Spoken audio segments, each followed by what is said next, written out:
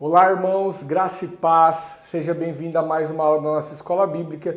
Eu sou o pastor Wagner Dionísio e esse aqui é o nosso canal de estudos da Igreja Nazareno Comunidade Leste e também Monte Aprazível.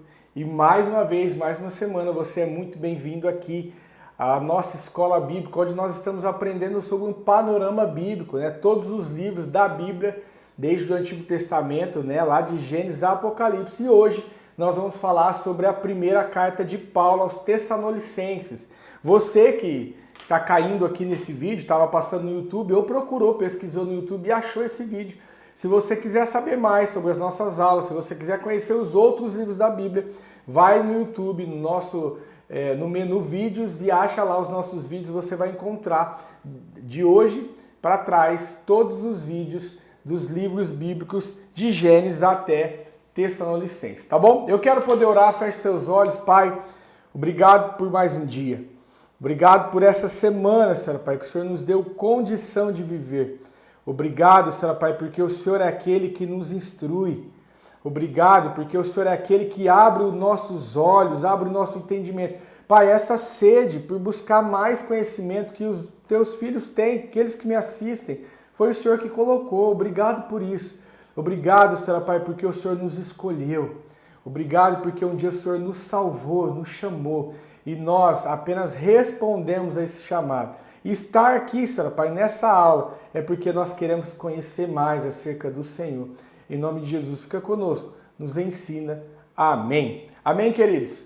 Bom, então hoje nós vamos falar sobre a primeira carta de Paulo aos Tessalonicenses, né? Semana passada nós falamos sobre Colossenses e agora nós vamos falar sobre Tessalonicenses. Bom, Tessalonicenses foi escrito pelo apóstolo Paulo com a ajuda de Silvano, né, também conhecido como Silas, e Timóteo, tá?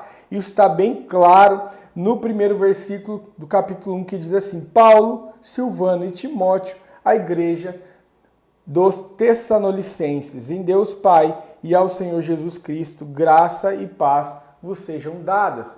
Então Paulo escreveu essa carta com a ajuda de Silas e Timóteo, mas a autoria principal do apóstolo Paulo, né, que era o grande líder e apóstolo do Novo Testamento. Bom, para quem foi escrita a carta?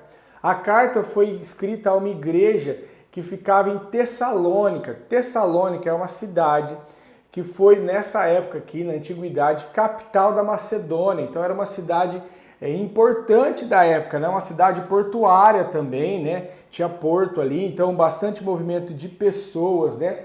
Essa cidade tinha essa igreja de Tessalônica, né? Que foi fundada por Paulo. A palavra diz lá em Atos, capítulo de número 17, que Paulo, durante a sua segunda viagem missionária, vai lá pregar. Paulo pregou durante 3 sábados, então foram 3 semanas que Paulo ficou ali naquela igreja pregando, evangelizando, né? A palavra diz que ele pregou durante 3 sábados nas sinagogas deles lá, e pessoas se converteram, e aquela igreja então nasceu, a igreja que ficava em Tessalônica, essa cidade importante da época. Inclusive, Tessalônica existe até hoje, tá? É uma cidade que fica na Grécia, você pode pesquisar, inclusive é uma das maiores cidades da Grécia, né? Você vai achar ela como ou Tessalônica ou Salônica, que é o nome atual dela hoje. A cidade ainda existe, tá bom? Bom, Paulo pregou por 3 sábados, então, na sinagoga judaica dessa cidade.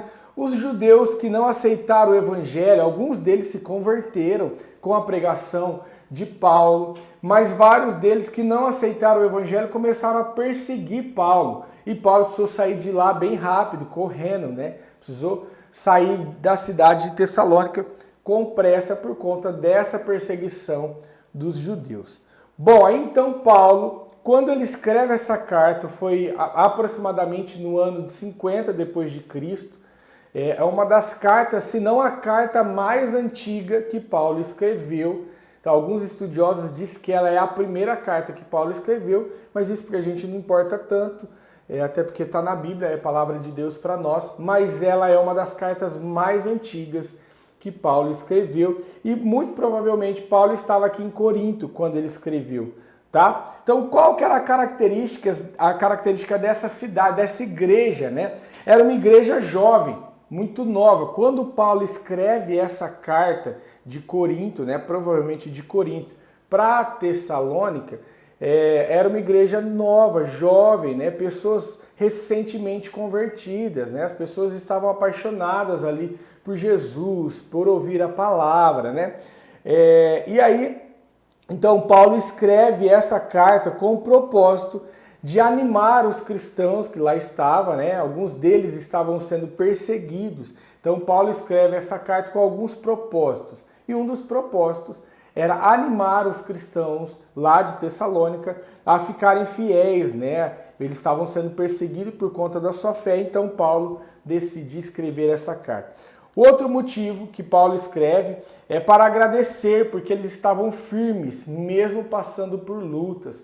Então era uma igreja exemplo, nós vamos ler aqui no capítulo 1, era uma igreja que dava exemplo para toda aquela região, né? Porque eles estavam firmes, né? Apaixonados mesmo por Jesus, pela transformação que eles estavam vivendo.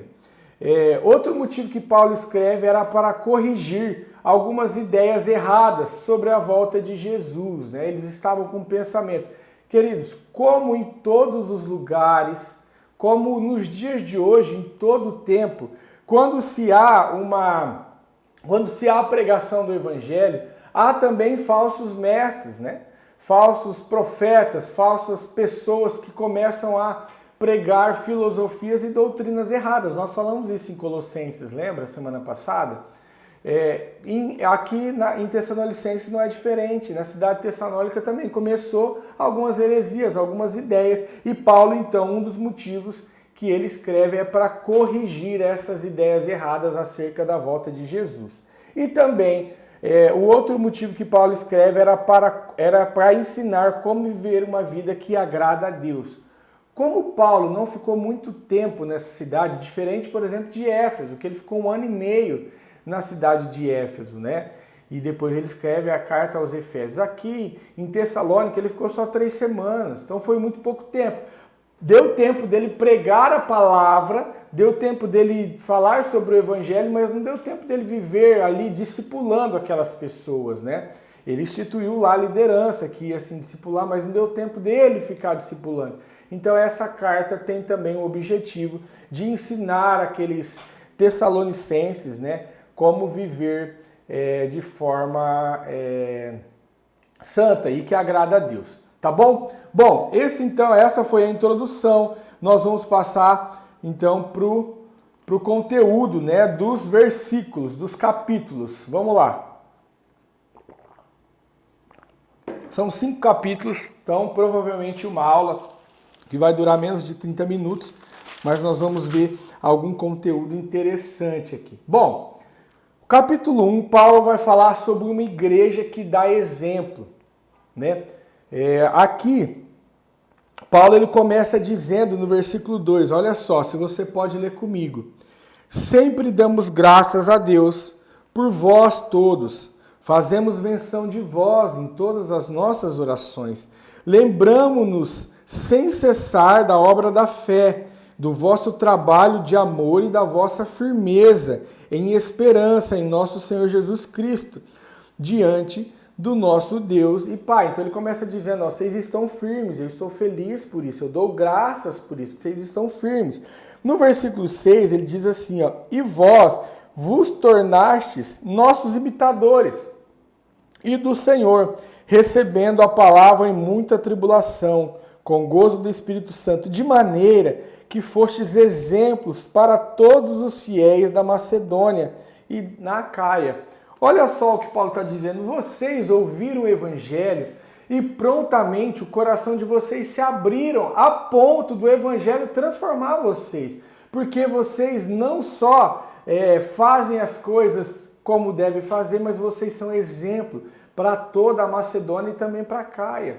Então ele está dizendo, olha, vocês estão de parabéns, porque vocês tiveram as suas vidas mudadas e vocês são os nossos imitadores. Né? Lembra que Paulo falava, olha, sede meus imitadores, assim como eu sou de Cristo?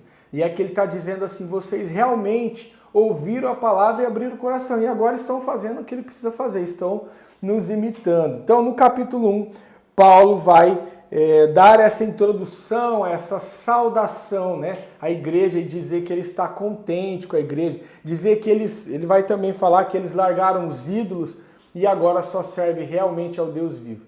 É lindo ver uma igreja assim, querido. Eu percebo que algumas pessoas chegam para o Evangelho e elas, né, com a ação da palavra e do Espírito Santo no interior delas, elas prontamente, elas já se entregam. Algumas pessoas se entregam a Deus, se entregam ao Evangelho, se entregam à mudança. O processo de mudança, ele leva um tempo. Porém, a pessoa já mergulha no Evangelho, já mergulha nas águas profundas do Senhor. E outras pessoas têm 10, 15, 20 anos de Evangelho e não conseguem se entregar, não conseguem viver uma vida entregue ao Senhor, vive uma vida de um evangélico. Sabe aquele que vai no culto aos domingos, que até fala uma palavra de Deus, até usa o linguajar crentez, né? Até fala, olha, paz do Senhor, varão, irmão. As pessoas até que postam em suas redes sociais um versículo ou outro, alguns videozinhos evangelísticos, mas não entregaram a sua vida a Deus.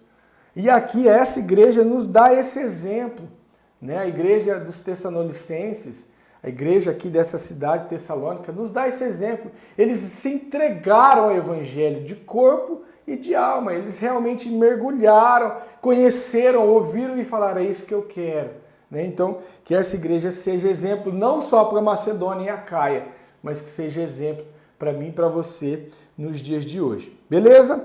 Bom, no capítulo 2, Paulo então vai falar algumas coisas aqui. Dentre elas, Paulo vai falar sobre os cuidados que ele teve, sobre o zelo e o amor que ele teve com aquela igreja, né? Ele vai lembrar também de como ele tratou aquela igreja com amor e carinho. Ele vai dizer que pregou com sinceridade, sem enganar ninguém. Então, também existiam algumas pessoas que estavam, não na igreja, mas pessoas fora da igreja, que estavam questionando o apostolado de Paulo. Ele tinha ficado muito pouco tempo na cidade. Então, Paulo escreve com essa intenção também. Olha só o que ele diz no versículo 3. Pois a nossa exortação não procede de engano, nem de impureza, e nem é feita com dolo. Pelo contrário, como fomos aprovados por Deus para que o evangelho nos fosse confiado, assim falamos, não para agradar a homens, para agradar a Deus, que prova os nossos corações. Como bem sabeis, nunca usamos de palavras lisonjeiras, nem de intuitos gananciosos. Deus é testemunha. Não buscamos glórias dos homens, nem de vós, nem dos outros, ainda que podíamos, como apóstolos de Cristo, sermos pesados. Antes fomos brandos entre vós, como a mãe que acaricia seu próprio filho. Ele está dizendo assim, olha, como apóstolo de Cristo, nós podíamos ter sido pesado para vocês, com vocês. Podia ter sido rude, nós podíamos ter sido mais duros, mas não fomos brandos, como uma mãe que acaricia o seu filho. Então ele está dizendo aqui, ele vai dizer, olha, nós cuidamos de vocês com amor, nesse pouco tempo que ficamos aí. Cuidamos de vocês com amor. E mais, nós não pregamos por ganância. Nós não fomos aí falar palavras que vai agradar vocês, palavras que vocês gostam de ouvir, que faz cócegas no ego de vocês. Não, nós fomos aí para agradar primeiramente a Deus e não a homens. Né? Então ele está fazendo uma defesa aqui. E ele fala que sofreu muito para levar o evangelho para lá. Ele vai dizer aqui também, no meio do versículo, do capítulo, que ele sofreu para levar o evangelho lá, mas que valeu a pena, porque a igreja estava respondendo à transformação vinda através da palavra do evangelho. Então ele estava dizendo, nós sofremos, mas valeu a pena. Então esse é o contexto, né? Esse é o conteúdo do capítulo 2. Bom, no capítulo 3, deixa eu olhar o nosso cronômetro aqui, 15 minutos. No capítulo 3, Paulo, então, fica feliz com as boas notícias. Ele já estava no capítulo 1, no capítulo 2, dizendo que a igreja estava correspondendo com o evangelho pregado. No capítulo 3, ele diz assim, ó, Pelo que não podemos suportar mais o cuidado por vós, achamos por bem ficar sozinhos em Atenas. E enviamos Timóteo, nosso irmão, ministro de Deus e nosso cooperador no Evangelho de Cristo, para vos confortar e vos exortar acerca da vossa fé. Olha só, como Paulo ficou pouco tempo lá na igreja, ele estava preocupado, passou-se algum tempo, ele estava preocupado com a igreja. Como será que está lá? E para não ir lá causar problema, né? Porque afinal ele saiu de lá perseguido. Ele envia Timóteo, né? Para poder fortalecer eles, para poder ver como eles estavam. E Timóteo traz para ele boas notícias, né? Timóteo voltou com ótimas notícias. A fé deles estavam firmes. Olha que lindo. Mesmo Paulo tendo passado muito pouco tempo, 3 semanas, pregando, evangelizando, apenas 3 semanas foi o suficiente para que eles entendessem, compreendessem o evangelho e ficassem firmes, né?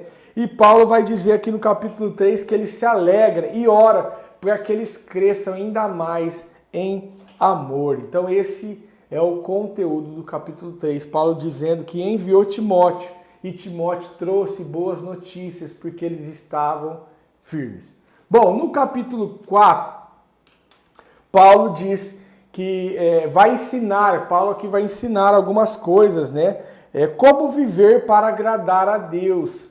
Então, ele vai dizer algumas coisas. Então, vamos começar aqui no versículo 1, olha o que ele diz. Finalmente, irmãos, não vos rogamos e exortamos no Senhor Jesus que nos recebeste de nós, quanto à maneira porque deveis viver a agradar a Deus, assim andais, para que abundeis cada vez mais. Pois vós bem sabeis que mandamento vos temos dado pelo Senhor Jesus.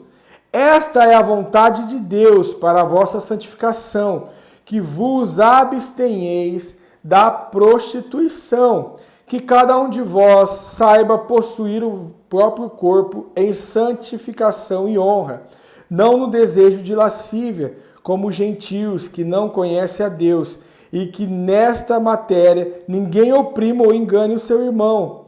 O Senhor é vingador de todas essas coisas, como também antes vos dissemos e testificamos, pois Deus não nos chamou para a impureza, mas para a santificação. Então Paulo vai dizer, olha, vocês precisam viver em santidade.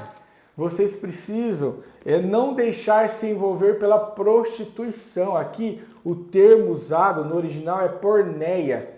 Porneia envolve, né, agrega tudo aquilo que é impureza sexual, seja fornicação, seja o sexo fora do casamento, seja pornografia. Então a palavra porneia usada aqui, traduzida para o português como prostituição, mas no original porneia engloba tudo isso.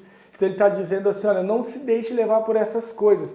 Não seja vocês como o gentil, como aqueles que não têm, que não conheceram o evangelho, que não foram adotados, né? Que não foram salvos através do evangelho. Vocês foram separados, ele diz no versículo 7, pois Deus não nos chamou para a impureza, mas para a santificação. Então ele vai dar aqui algumas dicas, né, alguns conselhos de como viver de uma maneira que agrada a Deus. Ele também vai falar no capítulo 4 que nós devemos amar os nossos irmãos e viver em honestidade, um pouquinho mais para frente, ele vai dizer isso.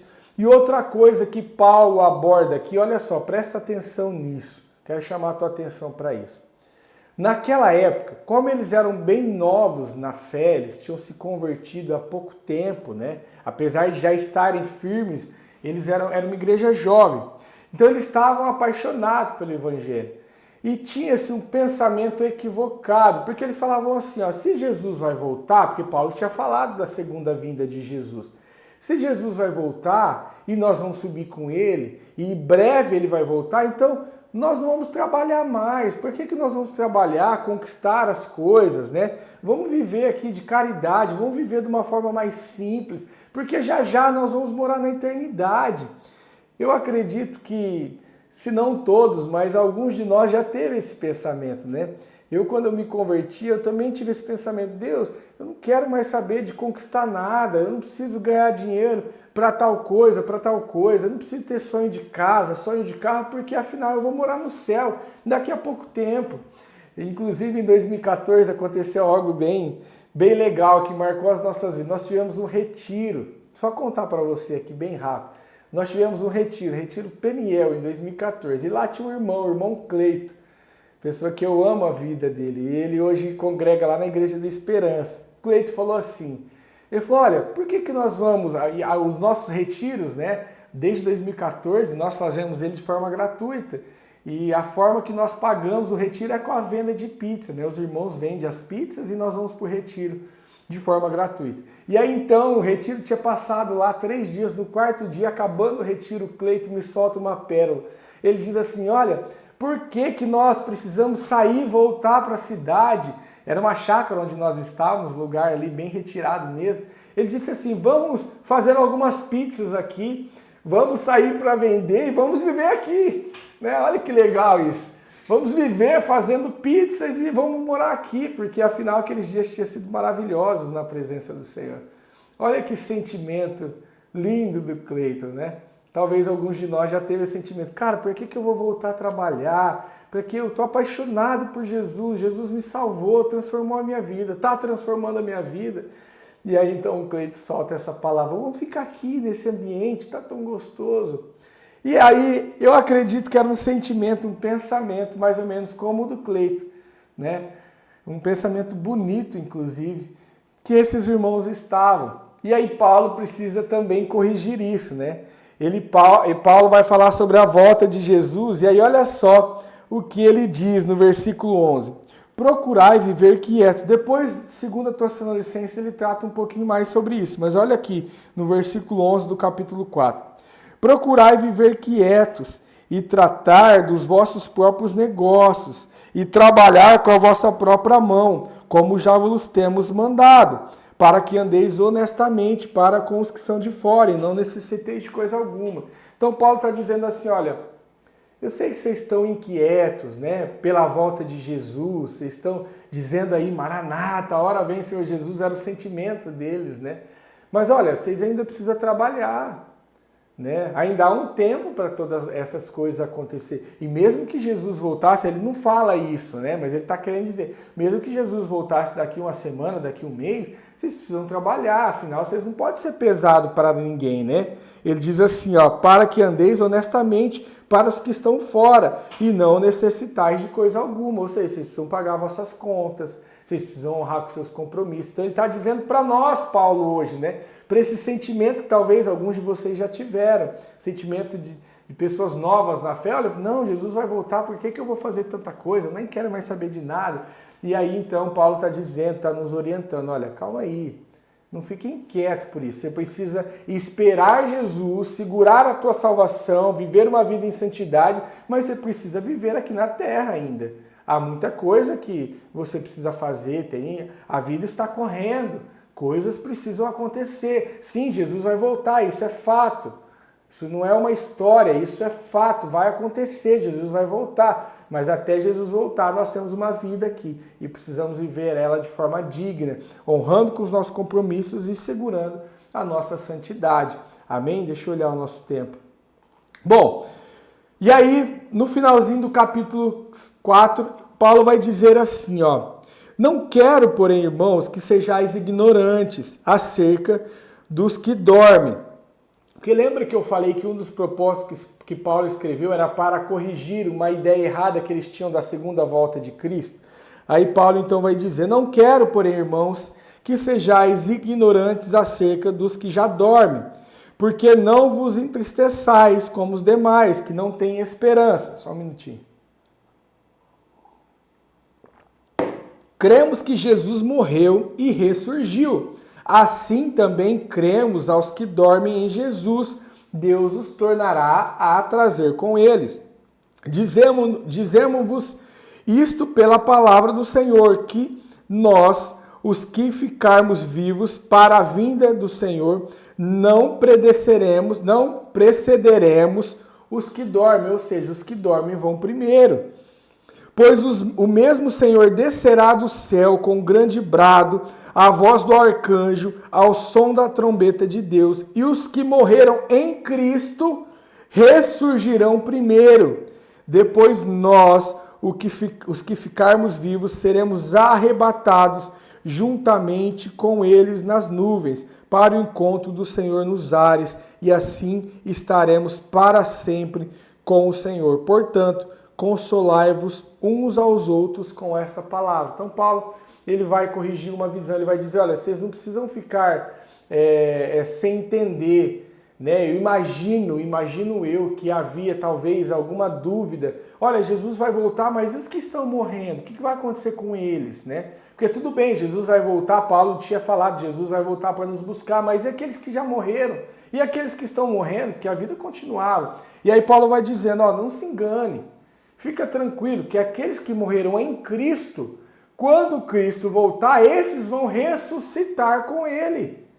Esses vão ressuscitar e depois nós que estamos vivos também iremos com Ele.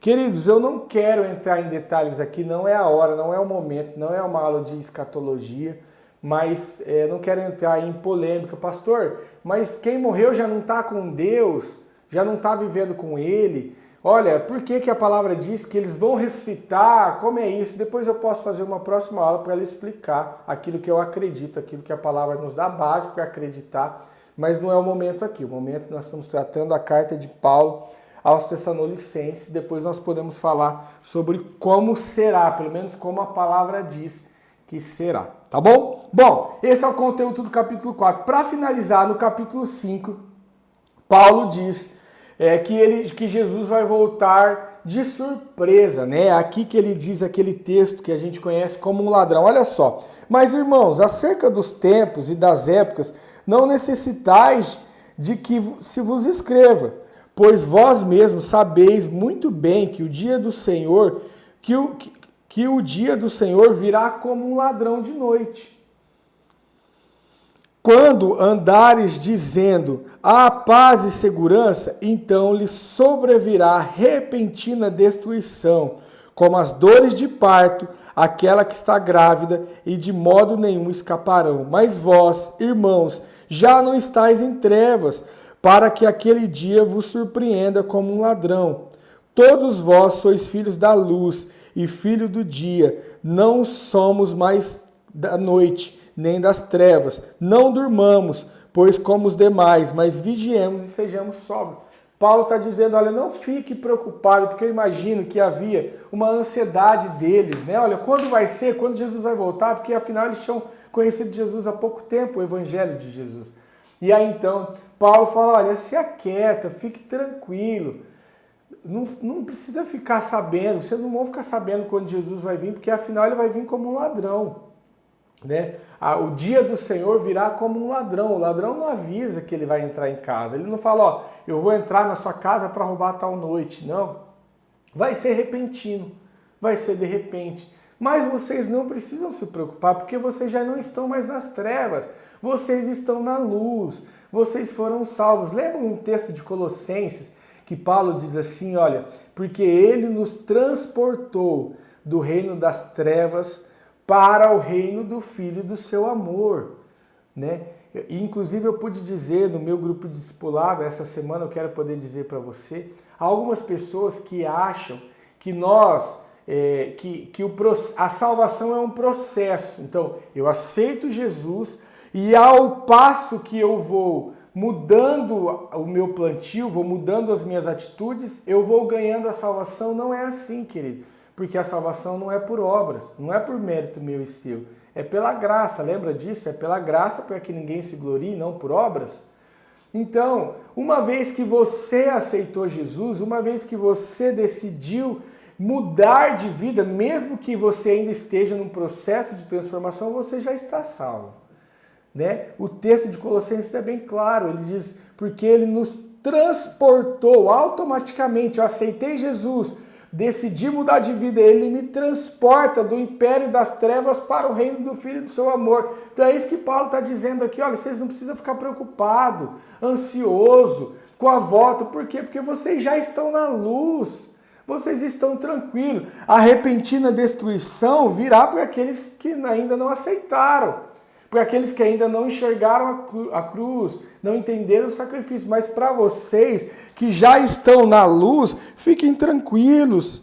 Olha, só vocês vigiarem e sejam sóbrios.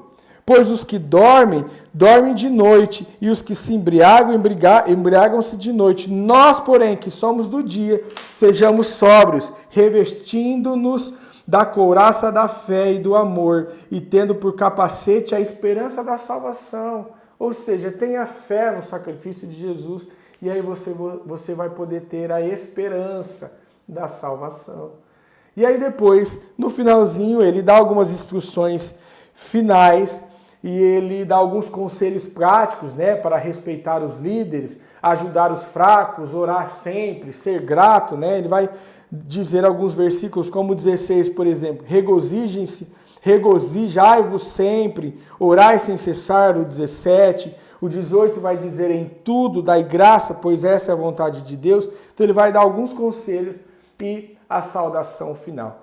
Esse é o conteúdo da primeira carta de Paulo à igreja que ficava em Tessalônica, né, aos Tessalonicenses. E essa foi a aula de hoje. Espero que você tenha aprendido. Na próxima semana nós vamos falar um livro que é um pouquinho menor que esse, a Carta de Paulo, a segunda carta de Paulo aos Tessalonicenses, porque ele escreve outra. Ele escreveu essa, foi a primeira. Depois ele escreve uma segunda com apenas 3 capítulos, mas isso nós vamos tratar na próxima aula. Amém, queridos? Bom, a tarefa dessa semana é decorar o versículo capítulo 5, versículo 15 de 1 Tessalonicenses, que diz assim, ó: vede que ninguém retribua o mal por mal, mas segui sempre o bem, uns para com os outros e para com todos. Essa aqui é a maneira que está na minha tradução, mas eu também escrevi aqui, é a tradução NVI, né, a nova versão internacional, que diz assim, ó: tenham cuidado para que ninguém retribua o mal com o mal, mas sejam sempre bondosos, uns para com os outros e para com todos. Primeira carta aos Tessalonicenses, capítulo 5, versículo 15. Essa é a sua tarefa da semana.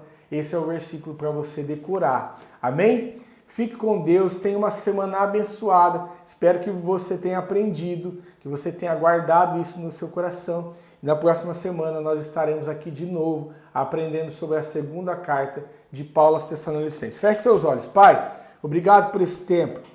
Obrigado por essa aula. Obrigado, Senhor Pai, por o Senhor nos deixar, Senhor Pai, viver num país livre, onde nós ainda podemos falar de forma aberta aqui acerca da Tua Palavra, num canal como esse, como o YouTube. Obrigado, Senhor Pai, pelo Teu amor. Obrigado pelos Teus ensinamentos. Pai, em nome de Jesus, eu quero te pedir, aumente a sede daqueles que me assistem. Aumente a fome daqueles que nos assistem, a minha fome, a minha sede por conhecer mais do Senhor, por cumprir mais a Tua Palavra, por ter relacionamento, Senhor Pai, mais íntimo com o Senhor. Nos dá fome e sede para buscarmos mais, não só do Teu conhecimento, do conhecimento do Senhor, mas buscarmos mais da Tua presença, dos relacionamentos, do relacionamento íntimo com o Senhor. Em nome de Jesus, esse é o meu pedido, Senhor. Em nome de Jesus. Amém, querido? Que você tenha mais sede, que você seja invadido aí por mais fome acerca de conhecer a Deus e viver uma vida de relacionamento com Ele. Amém? Fique com Deus. Deus abençoe a sua semana.